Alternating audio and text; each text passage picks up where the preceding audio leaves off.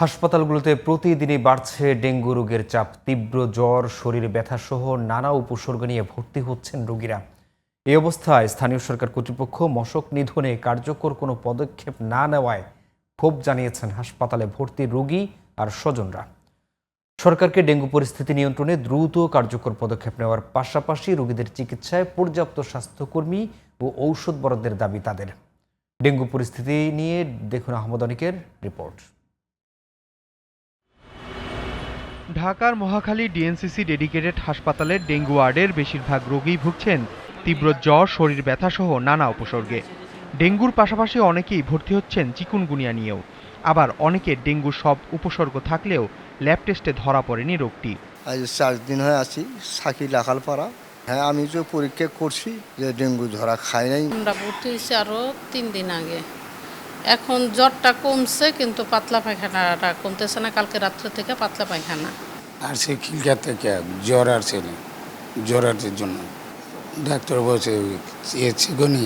DNCC হাসপাতালের চিকিৎসায় সন্তুষ্টি জানালেও আরও চিকিৎসক ও নার্স প্রয়োজন বলে জানান রোগী ও স্বজনরা। গত বছর আমি যখন আইসিইউতে ছিলাম 4 দিন, তারপরে স্টেপ ডাউন করে আমাকে নিচে দেওয়া ছিল 1 দিন, 5 দিন আমি এখানে ছিলাম।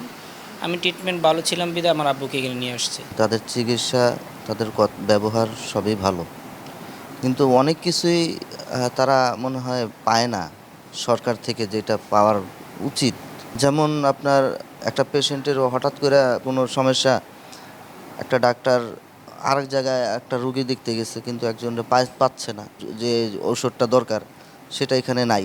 হাসপাতালটিতে ভর্তি রোগীদের অভিযোগ, মশক নিধনে কীটনাশক দেয়া হলেও তেমন কোনো কাজে আসছে না। এডিস মশা যে কীভাবে এই বরগুনাকে এইভাবে আক্রমণ করলো, এটা আসলে আমাদেরও এতে আসে না। নারায়ণগঞ্জ যে ডেঙ্গু পজিটিভ পড়ছে, ওদিকে মশা দেয়, মশা নিধনের ওষুধ দেয়। কার্যকরী ওষুধ কিনা জানি না, কিন্তু এখনকার যে সিচুয়েশন তাতে ডেঙ্গু তো ডে বাই ডে বেড়ে যাচ্ছে। আবর্জনাগুলো পরিষ্কার রাখার দিকে সিটি কর্পোরেশনের দিকে খেয়াল রাখা উচিত। এদিকে ডিএনসিসি হাসপাতালের বহির্বিভাগে সাপ্তাহিক ছুটির দিন শুক্রবারও জ্বর ও সর্দি কাশিতে ভোগা রোগীদের চাপ ছিল বেশ। আহমদ অনিক, জিটিভি নিউজ, ঢাকা।